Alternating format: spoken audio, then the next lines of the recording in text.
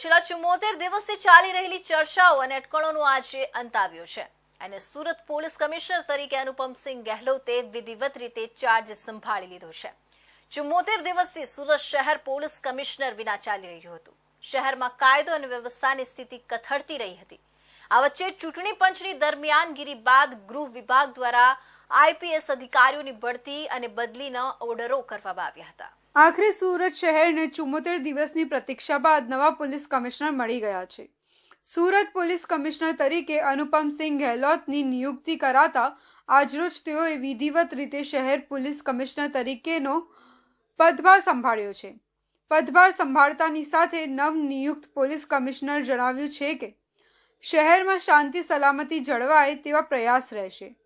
Team work સાથે પ્રજાની સેવા કરીશું। કોઈ પણ પ્રકારની કસર બાકી નહીં રાખવામાં આવે। સુરત દેશમાં સૌથી વિકસતું શહેર છે। અહીં ઘણા બધા પડકારો છે।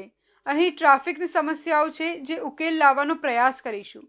લોકસભાની ચૂંટણી અમારા માટે ચેલેન્જિંગ રૂપ રહેશે। આજરોજ સુરત જિલ્લા રેન્જ આઈજી તરીકે પ્રેમવીર સિંહ દ્વારા ચાર્જ સંભાળવામાં આવ્યો છે। જિલ્લા રેન્જ આઈજીની સાથે સાથે શહેર પોલીસ કમિશનર તરીકે અનુપમસિંહ ગહેલોતે પણ વિધિવત રીતે ચાર્જ સંભાળ્યો છે। અનુપમ ગહેલોત વડોદરા સીપી તરીકે હમણાં સુધી કાર્યરત હતા, જેમની બદલી કરી સુરત શહેર પોલીસ કમિશનર તરીકે નિયુક્તિ કરવામાં આવી છે। 31 માર્ચના રોજ અજય તોમર સેવા નિવૃત્ત થતા શહેર પોલીસ કમિશનરની જગ્યા ખાલી પડી હતી। 74 દિવસ સુધી શહેર પોલીસ કમિશનર વિના ચાલી રહ્યું હતું।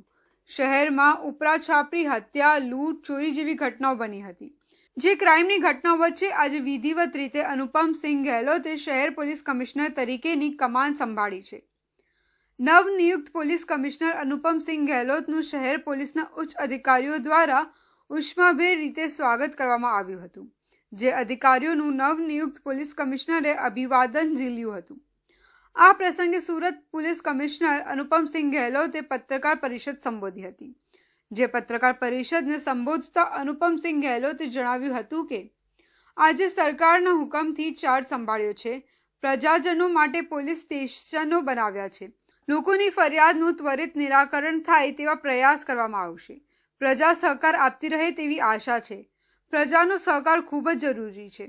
વધુમાં નવનિયુક્ત કમિશનરે જણાવ્યું હતું કે ફરિયાદનું નિરાકરણ થાય તેવા સંપૂર્ણ પ્રયત્ન કરવામાં આવશે। અલગ અલગ વિસ્તાર મુજબ પોલીસ માટે અલગ અલગ પડકારો હોય છે। સુરત આર્થિક ઇકોનોમિક તરીકે ઓળખાય છે। અહીં અનેક પ્રકારના પડકારો છે। ફ્લોટિંગ પ્રકારના ક્રાઇમ પોલીસ માટે પડકારો રહેશે। શહેરમાં ક્રાઇમ ભલે વધ્યું હોય પણ ડિટેક્શન રેશિયો વધારે છે। આજે આપણા રાજ્ય સરકારશ્રીના હુકમથી હું સુરત પોલીસ કમિશનર તરીકે મારી બદલી થઈ એના હું અત્યારે ચાર્જ સંભાળી રહ્યો છું।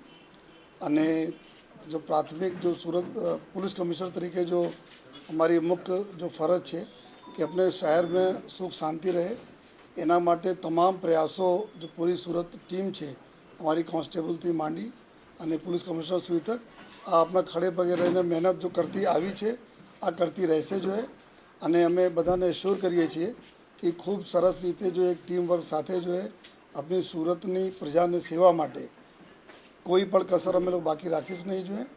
અને સાથોસાથ જો ક્રાઇમના બાત કરીએ તો આપણા લગભગ જો સુરત એક એવા શહેર છે જો પૂરા વિશ્વમાં સૌથી ઝડપથી વિકસિત થઈ રહ્યા છે એવા શહેરમાં એના ગણતરી થાય છે। ત્યારે આખા લગભગ જો પૂરે દેશભરના લોકો અહીંયા રહેતા હોય છે, કામ ધંધા બિઝનેસના કામે લોકો આવતા જતા રહે છે। ત્યારે આપણા માટે બી ઘણા બધા ચેલેન્જીસ હોય છે। તો આ ચેલેન્જીસના પૂર્ણ સુરત પોલીસ હરદમ કરતા આવી છે જો અને આ દિશામાં આગળ પણ અમે લોકો કામ કરતા રહીશ।